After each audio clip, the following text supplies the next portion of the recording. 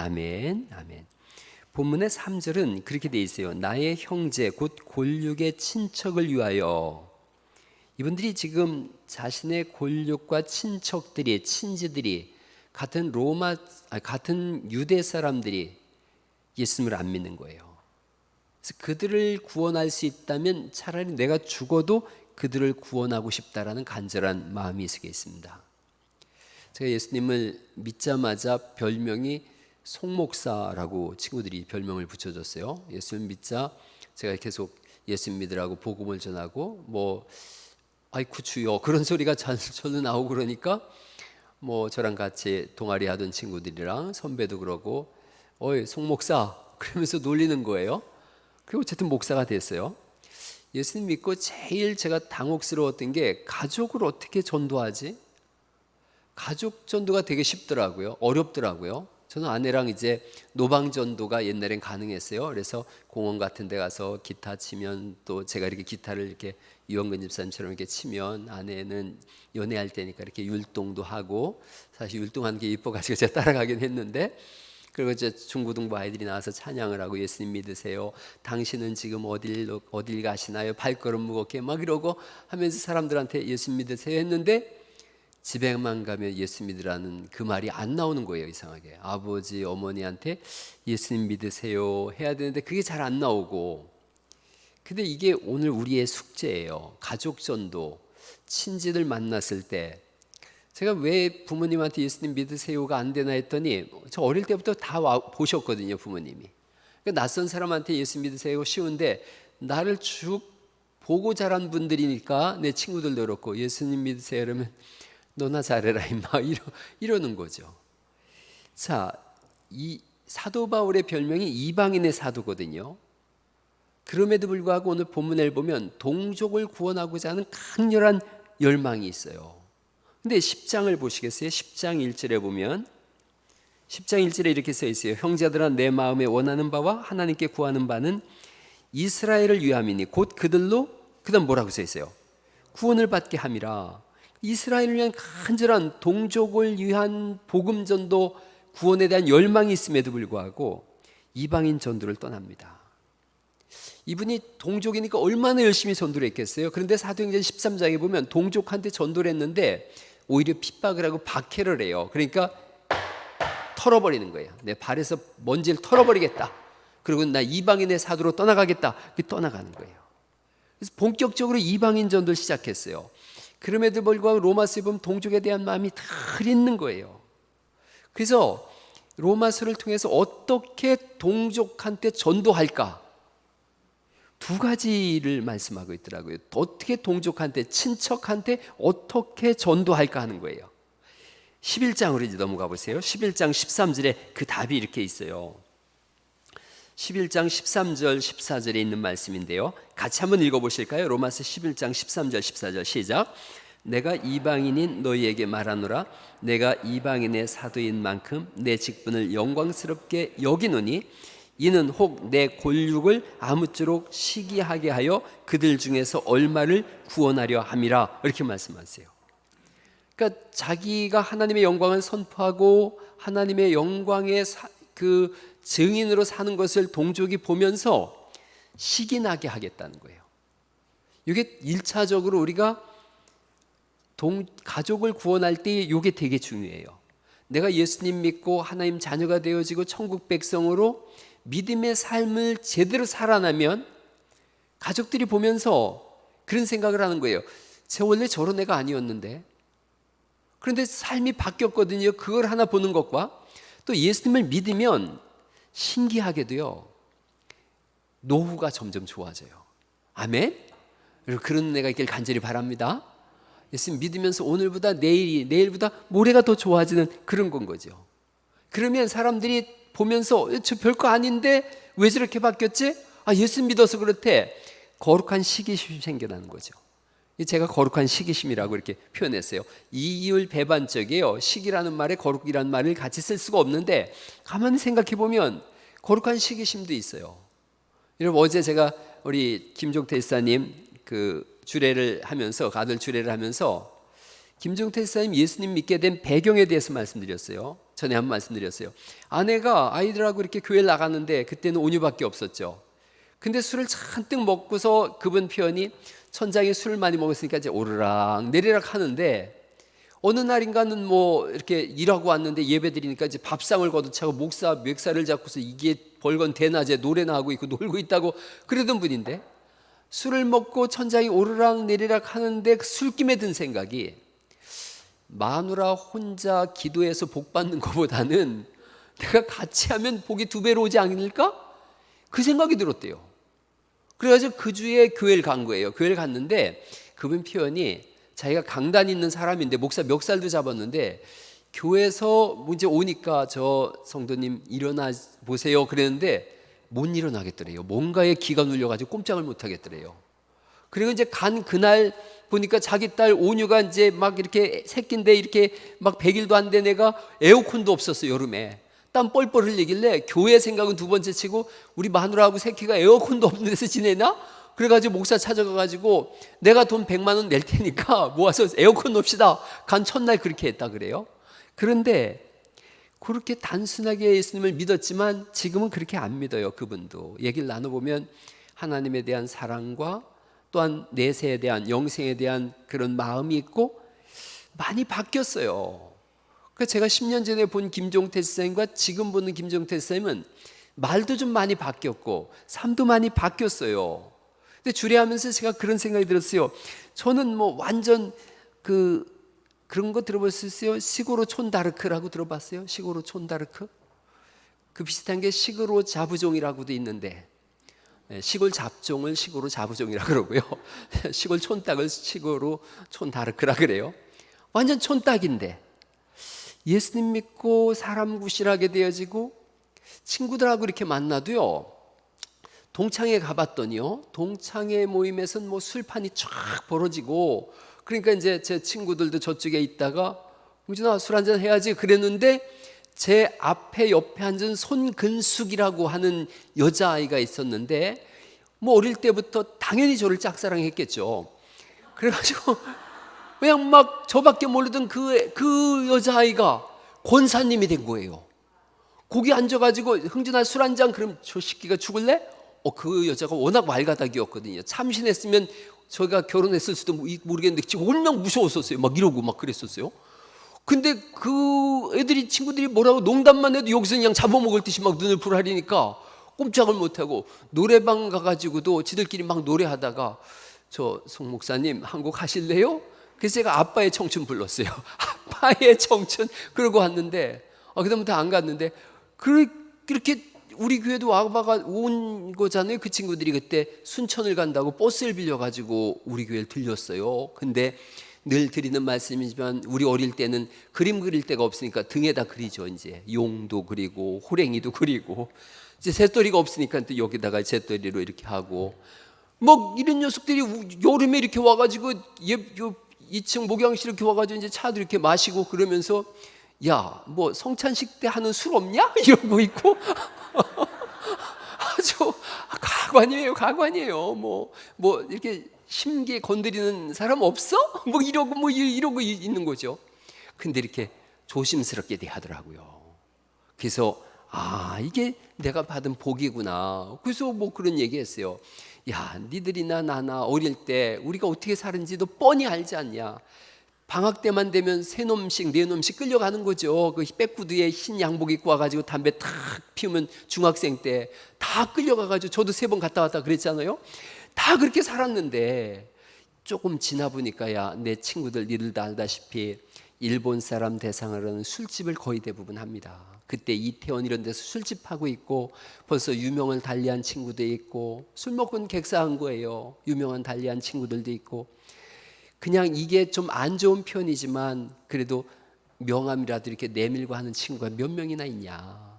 그냥 예수님 믿었더니야 사람들이 와가지고 목사님 한다. 그러면서 그때 제가 우리 홍기평 장로님 얘기를 했어요. 우리 교회 야 우체국장도 계신데 내가 사에서 만나면 형님 할 건데 그분이 뭐가 아쉽다고 나한테 목사님 그런다. 우리 교회 장로님들이 나보다 다 나이 많은데 다 목사님하고 명절 때 맛있는 것도 갖다 주고, 야, 우리 교회 왕년에 잘 나가던 정순이 집사님이 있었는데 내가 돈 달라 그러면 5만 원씩 탁탁 준다? 너 이런 거 이게 얼마나 재밌는지 아냐? 그랬더니요, 이 친구들이 그 한마디를 듣는 거예요. 예수 믿으니까 그렇게 바뀌었다. 그게 전 거룩한 시기심이라고 생각해요. 여러분들이 잘 되는 은혜가 있길 간절히 바랍니다. 또 여러분 자녀들도 정말 잘 됐으면 좋겠는 거예요. 제가 여러분 자녀들 위해서 기도할 때 뭐 부모 위해서 결혼하면 거의 남인데요 뭐. 그러나 저 아이들이 잘 돼야 믿음의 명가가 이루어지게 되어지고 또 다른 사람들한테 영향력을 발휘해서 예수님 믿게 하는데, 할렐루야, 이게 거룩한 시기심 때문에도 여러분 예수님 잘 믿으셔서 믿음의 명가 될 수 있기를 간절히 축원합니다. 두 번째는요, 이방인의 수가 차면 이스라엘이 구원하실까라는 걸 알고 있는 거예요. 11장 25절을 보실까요? 11장 25절에 이렇게 돼 있어요. 이게 참 기가 막힌 말씀이에요. 자, 11장 25절 읽어보죠. 시작. 형제들아, 너희가 스스로 지혜 있다 하면서 이 신비를 너희가 모르기를 내가 원하지 아니하노니, 이 신비는 이방인의 충만한 수가 들어오기까지 이스라엘의 더러는 우둔하게 된 것이라, 이렇게 말씀하세요. 그러니까 이방인의 수가 충만하게 찰 때까지 이스라엘 사람들 하여금 잠깐 구원을 미뤄놨다는 거예요. 그러니까 결국 동족들이 언제 예수 믿고 돌아오느냐? 이방인의 수가 차기까지. 그러니까 이 사도 바울은 이방인을 향해서 열심히 전도하고 있는데, 그러면 하나님께서는 내 백성을, 내 친족을, 내 골육을 돌아오게 할 거다, 이걸 알고 있는 거예요. 로마서 16장으로 넘어가 보시겠어요? 이 증거가 있어요. 로마서 16장 7절에 있는 말씀인데요, 로마서 16장 7절에 있는 말씀 제가 읽어볼게요.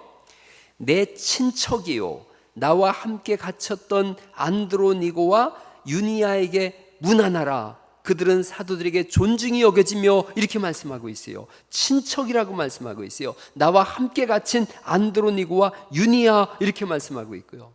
로마서 11장 11절에는 내 친척 헤로디온에게 문안하라, 이렇게 말씀하세요. 친척이란 말은 친족이라는 의미를 가지고 있어요.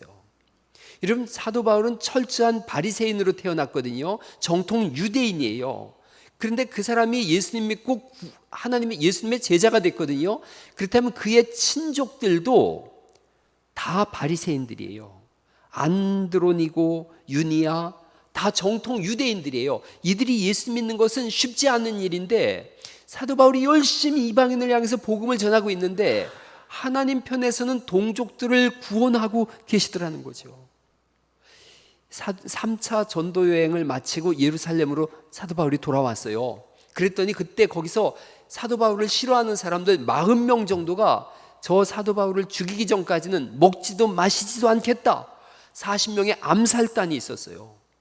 근데 이 위기 상황 속에서 그 암살단이 존재한다는 걸 누가 알려주느냐 하면 사도행전 23장 16절에 있는 말씀인데, 바울의 생질이라는 말씀은 친족하예요. 바울의 친족하가 그들의 매복을 알려서 바울로 하여금 영내에 들어가지 말라고 알려주고 있어요. 그런 암살 조직을 알 정도면 바울의 조카도 중요한 자리에 있는 사람이에요. 그런데 목숨을 걸고 삼촌을 구하고 있어요. 그가 만약 정통 유대인이라면 정통 유대교인들은 그리스도인들을 친족이라 그래도 버려요. 여러분, 요즘 중동에 그런 거 하지 않습니까? 이 무슬림들은 자녀가 예수님을 믿으면은 그런 거 한다면서요. 우리 이병구 선교사님이 저쪽 지역에서 왔으니까요. 가족회의를 열어서 죽일 거냐 살릴 거냐 이걸 결정하지 않습니까? 그래서 그 자식을 대부분 죽이자 그래요. 명예살인이라 그러나요? 그렇게 하지 않습니까? 그런데 친족이 목숨을 걸고, 친족화가 목숨을 걸고 바울을 살리겠다는 것은 이 사람도 유대교에 심취한 사람이었지만 어느 순간 그리스도인이 됐다는 거죠.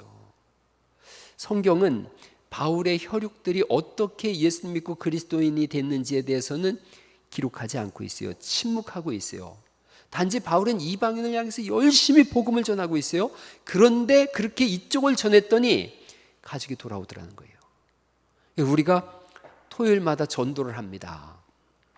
저도 이렇게 주중 전도를 해보니까요, 엄청나게 많은 분들을 만나게 되더라고요.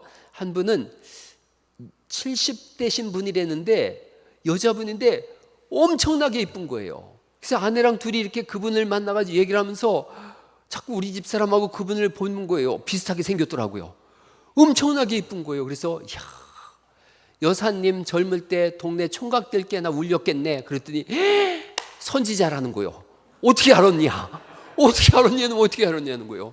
그래서 얼굴에 쓰여 있어. 그랬더니 자기 때문에 가슴앓이한 청년이 총각들이 엄청 많았대요. 그러면서 요 서수 쪽인가? 거기 자기 제부도 목사님이고 형부는 장로님이고 또 누구는 뭐 이렇고 근데 자기는 교회를 안 간대야. 왜 안 가냐 그랬더니 근데 그렇게 열심히 했는데 하는 짓은 싸가지가 없어. 그리고 자기도 안 간다는 거예요. 근데 만나가지고 이제 복음을 전하고 물도 주고 다 그렇게 싸가지 없는 사람 없다고 아니라고 이렇게 우리 교회 보라고 물도 주고 그랬더니 또 보자고 그랬어요. 그랬더니 그러자고 그러면서 자기도 이 근방에서 이렇게 젠틀하게 생긴 목사는 처음 봤디야. 뭘 또 가요 그런 걸 또 자꾸 얘기를 하고 그래가지고 그냥 보는 눈이 있네요. 그리고 그냥 헤어졌어요. 그랬는데 여기를서 우리가 복음을 전하는데 이 노상전도 해봐야 효과가 거의 없어요. 제가 생각해봐도 그냥 물 주면서 물 많이 드세요. 저 여기 갈릴교회 목사입니다. 그러고 음악 틀어주고 뭐 이런 별로 효과가 정말 거의 없어요. 제로에 가까워요. 제가 생각해볼 때 이게 지금 깨진 독에 물 붓기인가? 이제 내일부터 또 저 아이스크림 나눌 텐데 이거 깨진 독에 물 붓기인가? 별 생각이 다 드는데 이렇게 하는데 신기하게 저쪽에서 들어오잖아요. 보니까 집 나갔던 김재석 집사님이 돌아올 때 혼자 오기 미안하니까 박정열 집사님을 데리고 오고 있고 그리고 오늘도 우리 7명이 이렇게 새 가족 인사를 이렇게 했지만 그리고 또 그 새 가족으로 오신 그분이 저한테 오늘 그랬어요. 목사님 전도해 보니까 엄청 재밌네요. 그 토요일 날 이렇게 전도하는데 엄청 재밌네요. 그랬는데 저도 제가 그 얘기를 했거든요. 이렇게 6, 7명이 서 있으면 위압감이 들어요. 지나가는 사람들이 그냥 막 더군다나 저 같은 사람만 있는 게 아니잖아요. 가끔 이렇게 승영우 장로님도 있고 김대원 집사도 왔다 갔다 하고 그러면 그분들이 얼마나 무섭겠어요. 그러니까 이렇게 돌아도 가고 막 그러죠. 그러니까 2사람에서 3사람이 제일 좋다 생각을 제가 해서 그때 그런 얘기를 했더니요. 그 집사님이 주중에 목사님 전도할 때 자기를 30분 전에 전화를 해서 오라는 거예요. 그러면 저랑 아내랑 셋이 하자는 거예요. 좋다 그랬어요. 근데 그게 낯설잖아요, 전도가. 너무 재미있대요. 자기가 그래서 올해는 마음속에 둔 사람이 한 사람이 있는데 그 사람이 위해서 끊임없이 기도하고 돕고 섬기고 그래서 11월 19일 날 모시고 오겠다는 거예요. 할렐루야. 근데 그분만 그런 얘기를 한 게 아니라 또 한 분도 그런 얘기 저한테 했어요. 목사님 카운트다운을 11월 19일로 잡았습니다. 그리고 섬기고 날 꼭 데려올 겁니다. 그런 생각을 하시는 거예요. 여기서 전도했더니 아무런 일도 안 일어나는데 엉뚱한 곳에서 하나님은 사람을 불러주시는 줄 믿으시기 바랍니다. 그래서요 열심히 토요일 날도 오셔서 전도하시고요 주중에도 와서 전도하세요. 제가 여기 주중에 보면은 집사님 한 분이 코 와서 열심히 음악 틀어놓고 막 기도하는 분이 있어요. 그래서 그분 시간대에 맞춰서 내가 그분 데리고 같이 전도해야 되겠다 생각을 해요. 전도하면 기적의 현상이 펼쳐지더라고요. 제가 지난주 무슨 요일인지 전도했더니 한 분이 봉고차 타고 가다가 탁 내리더니요. 목사님 세상에 목사님이 전도를 다 하시다니요. 좀 당황했어요. 목사는 전도하는 사람인데 원래. 그러더니 뒤적뒤적 하더니 10,000원을 꺼내주더라고요. 그래서 10,000원 꺼내주면서 목사님 꼭 이거 사모님하고 시원한 거 드세요. 그러면서 저는 남땡 교회 집사입니다. 이름을 제가 밝힐 수는 없고 그러는 거예요. 그래가지고 제가 잘 받았어요. 받았는데 요구르트 아줌마가 이거 이렇게 쥐 전동차 끌고 지나가잖아요. 그래서 물을 2병을 거기다 열고 넣어줬어요. 그랬더니 고맙다고 요구르트 5개를 주는 거예요. 이게 지금 말로 대로 주고 말로 받은 거죠. 이런 즐거움이 늘 있더라고요. 여러분, 여러분의 가족들 어떻게 전도할지 잘 모르시겠거들랑 하나님께 맡기시고 토요일 날 오셔서 생판 모르는 사람 붙잡고 하소연하세요. 예수 믿으세요. 예수 믿으세요 하세요. 사도 바울이 그렇게 이방인들 했더니 하나님 그의 친족들을 돌아오게 했듯이 그래서 우리 가족도 다 예수님 믿었거든요. 여러분이 있는 그곳에서 만나는 또 다른 사람한테 복음을 전해서 믿음의 명가들을 세워갈 수 있기를 예수님 이름으로 축원합니다.